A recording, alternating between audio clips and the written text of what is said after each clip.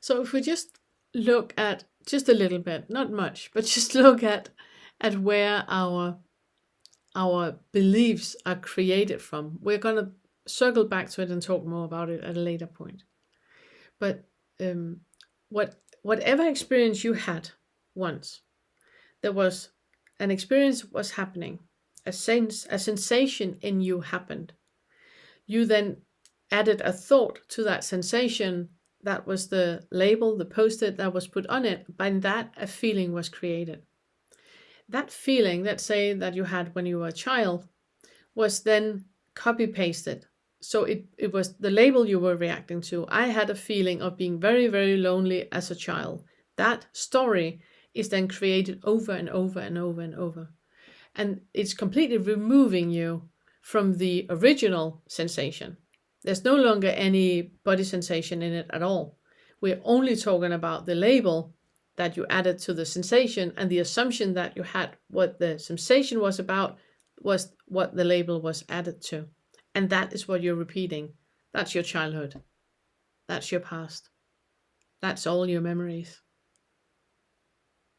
And that puts you in a position where you can really, really look at, oh my goodness, I am completely, first of all, there's no I.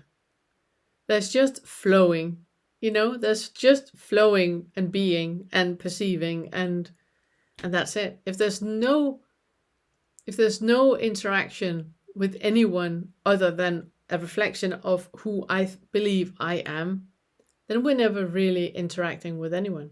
And you aren't. We're not.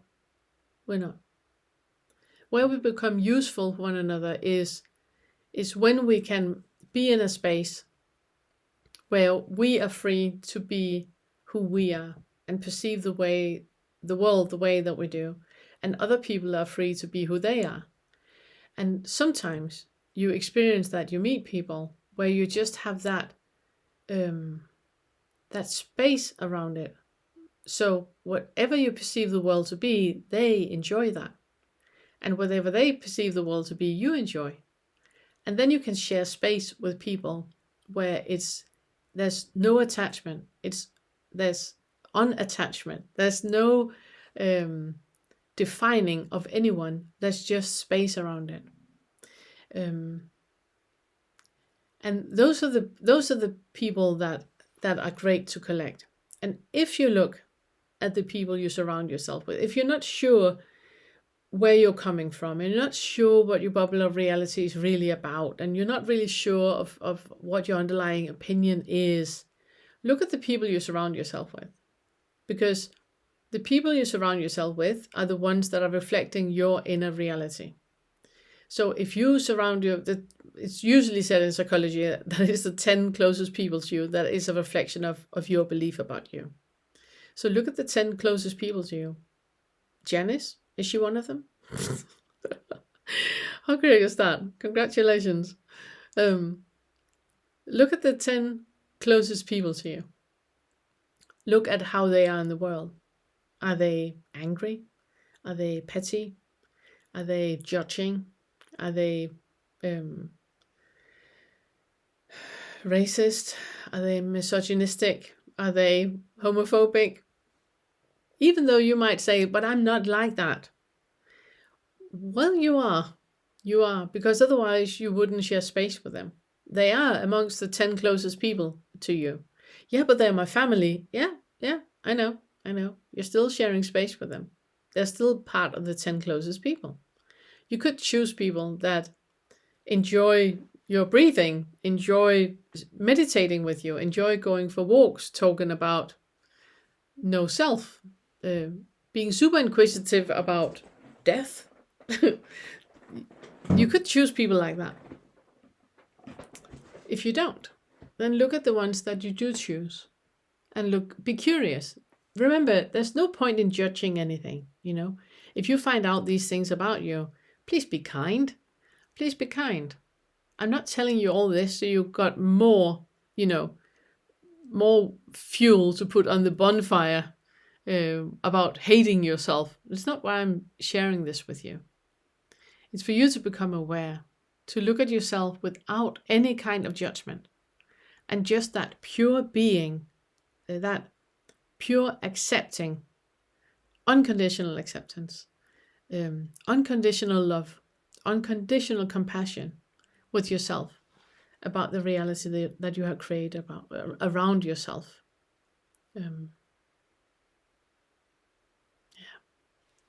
So I just want to circle back to this one so you really become aware of it, because it is such an obvious fact that people understand on a very conceptual level. But if you look at the comment section of Eckhart Tolle or Angelo Di Lullo, the majority of them are great, absolutely amazing, great comments. But sometimes you get somebody that is, a troll. It's not so much about the troll that's interesting. It's about how people react to the troll. Spend time looking at that, where you really look into, oh my goodness, it's not what is said. You can feel that like push-pull in you about what is said. That we're going to talk about in the 4th and the 5th, about desire and ill will. It's not so much about that. It's more for you to start to really listen to what is said. That whoever is saying something are sharing how they perceive their world, how they perceive themselves. See if you can spot the underlying belief. Is it fear, anger, guilt, and shame? And how is that activating in you? How does it feel to be in you when you look at that? Sometimes people can say something that makes you feel very, very uncomfortable. Look into that.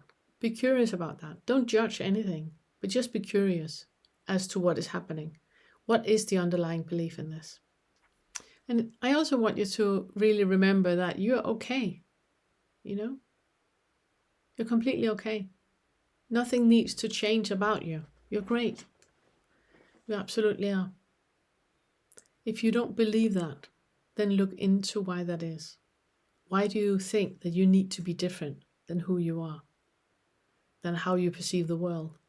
What kind of ego land are you living in when you believe that you need to be different? And what is it that needs to change? Why do you really believe that? Why is it that needs to change? Look into that. Be curious towards that. And whatever comes up, just have that unconditional acceptance to what is, unconditional love to what is, and unconditional compassion to what is. I want to thank everyone that are showing your appreciation of the Awakening curriculum by buying me a cup of tea and becoming members of the YouTube channel. I truly appreciate that gesture. It means so much to me, and it also makes it possible to keep the channel and the homepage free from paid promotion and all that stuff. So thank you so much. And if you're new to the channel, then you find the full Awakening curriculum either on the YouTube channel or on my homepage, themore.uk. The Awakening curriculum is a free resource for you to use the Fetter work in resolving the effects of trauma and integrating insights of non-self and non-duality into your daily life and become awake.